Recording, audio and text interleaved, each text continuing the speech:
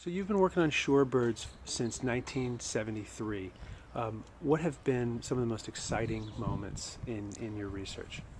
I think some of the most exciting moments have been the Atlas projects we've done, where we've tried to look at the large-scale distribution of shorebirds. In particular, our South American Atlas project. That occurred in the early 1980s, and we basically flew around the coastline of South America at a height of 150 feet, or about 28,000 kilometers of surveys, I guess, and somehow lived to tell the tale. And that was all put together, and the results basically show the distribution of North American shorebirds during our winter period on the coastline of South America. So that identified many of the key areas that shorebirds use for the winter. And one of the interesting results that came out of that was that the birds aren't just evenly spread all around the continent. They concentrate in just a few key areas, so that you often get a large proportion of the population at just half a dozen sites. And it was that point we sort of realized that unless all of those sites were intact, the entire migration system was at risk, because if you take one of the links out in the migratory chain, then you can break the whole system. So this is where the idea of the Western Hemisphere Shorebird Reserve Network comes from. And of course that's turned into a very successful non-government organization led by Charles Duncan, who's done a great job in recent years at moving the network forward, especially in South America or throughout Latin America.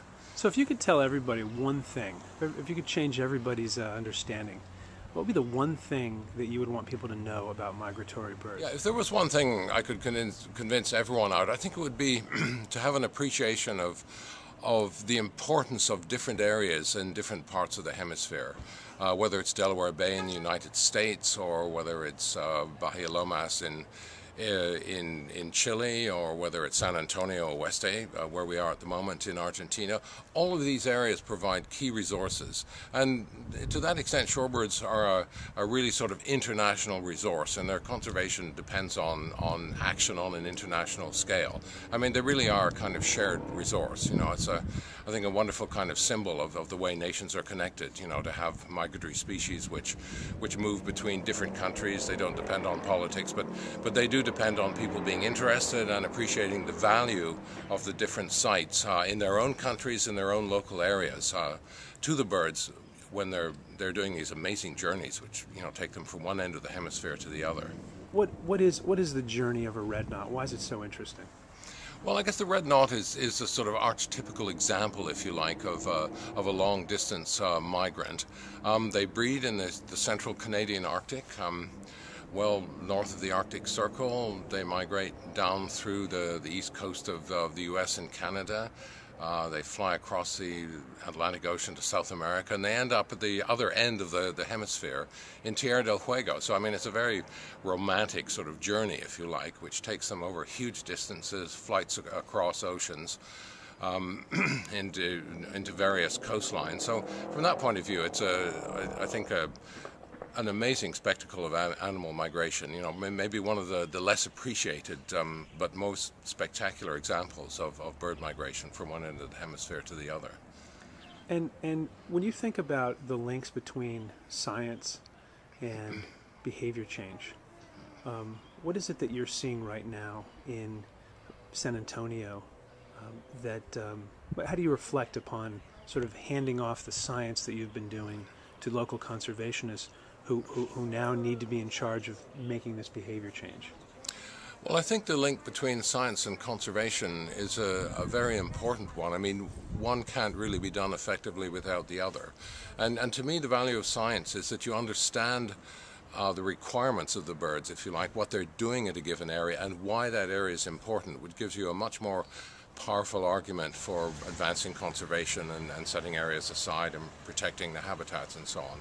So I think our job as scientists is to try and communicate that to local people and also to governments and agencies and so on, so that, you know, people understand why their local area is of importance to a particular species, whether it's a migratory bird or another animal. And how does psychology or sociology come into play in this work? Well, I think it's interesting. They have done some local studies on the sort of link between the sort of psychology, how people perceive birds. They've done some studies here locally in San Antonio Oeste, and I think what they found was that many people feel that birds can fly, therefore if they're disturbed on the beach they'll simply go somewhere else around the corner. You know, it's not really a problem for them. Whereas in fact, from the scientific point of view, you know, that excessive disturbance makes them spend more energy, you know, their stopover is less efficient, and so for those sort of reasons, I guess, education, I think, sort of getting people to understand why an area is important and delivering that sort of educational, you know, psychological aspect of understanding their local resources is a very, you know, important part of the overall conservation approach. As you look forward to the future, what would you hope to see in the conservation of shorebirds in a town like San Antonio? Well, I think I would hope to see the habitats and the resources the birds need protected at the right time of the year.